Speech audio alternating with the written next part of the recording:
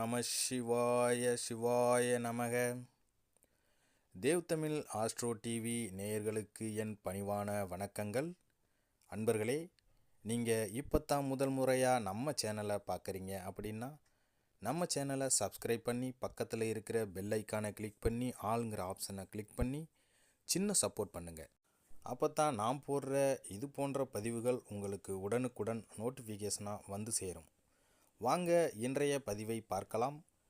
4/1/2024 வியாழக்கிழமை இன்றைய ராசி பலன்களை நாம் பார்க்க போகிறோம்.